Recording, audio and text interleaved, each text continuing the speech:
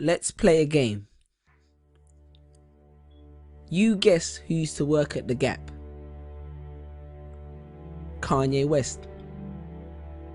Guess who used to sell hot dogs at the mall?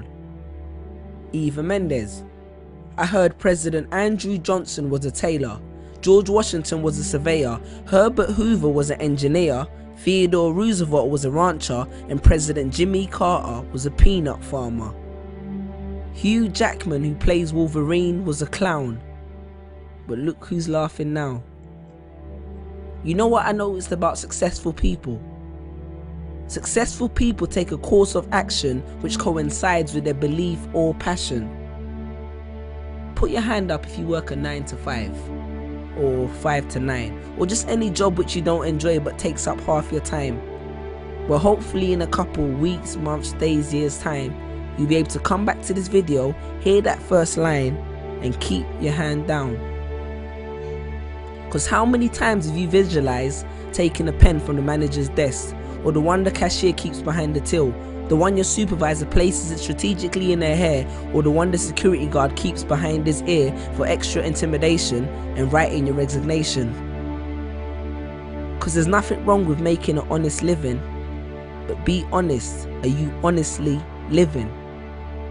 With this menial job which allows you just to stay afloat, yes, a job, a job, which leaves you just over broke every single month, living your life just for the weekend, living life just on the weekend, because the other 5 days belong to your manager.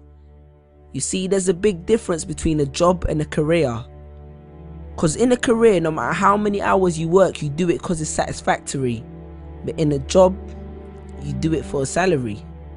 Because you're stuck in the rat race. And you know, being stuck in the rat race is one of the biggest of traps, because as a matter of fact, even if you win the rat race, you're still just a rat.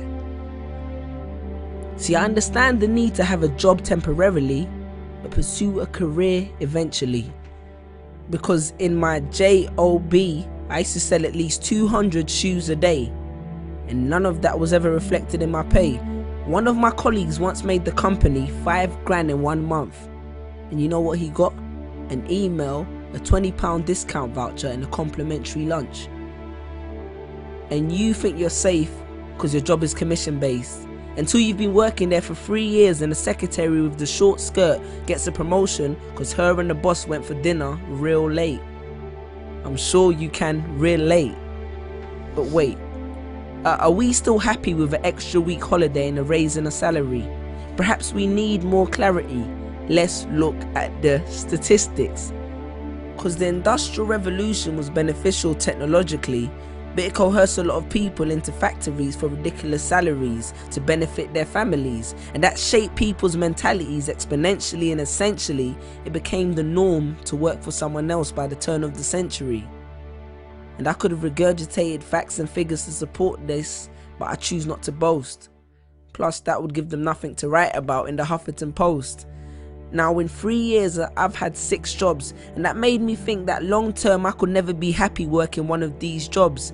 And I used to have a rich uncle called Steve, and they say that apple don't fall far from the tree, so maybe subconsciously I was trying to get one of Steve's jobs. I understand more than anyone that a job allows you to pay the bills, make ends meet, and survive. But that's exactly what it is, surviving, not living. I hope you're aware of the difference. It's like when you hear but don't listen. Because you can hear good advice, but if you don't heed it, it does no benefit to your system. The same way only knowledge with application is wisdom. I hope you're creating the distinction. Sean Corey Carter said it best. 9 to 5 is how you survive, and I'm not trying to survive. So he strived hard for his dream, and look where it took him. So bear that in mind next time you drive past that arena in Brooklyn. But then again, survival is the only trait that every human being has in common. And do not take this as a reason to quit your job, go back home and stare at a computer screen, because a government check plus idleness does not equal success. Success will not fall in your lap. In my family we have a saying. It says, if you really want to grow trees, pray for rain, but don't neglect to water your seeds. Chase your dreams. Because I wrote this on the back of a pay slip on a late shift, the grave shift of slave ship for makeshift wages.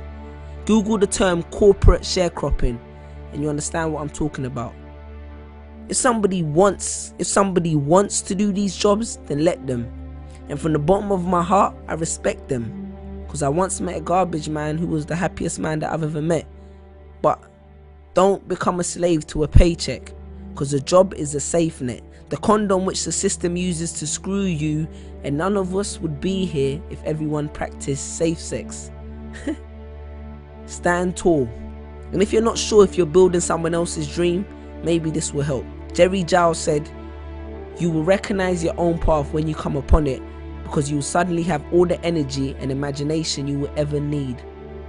And don't be afraid to innovate, because it's not about how much change you make, but rather about how much change you make. Because a business that makes nothing but money is a poor business. So you decide what your life is worth, your passion or your paycheck. Because your playing small does not serve the world. Because what is our deepest fear? It's not that we're inadequate. Our deepest fear is that we are powerful beyond measure. Confucius. Choose a job you love and you will never have to work a day in your life. Peace.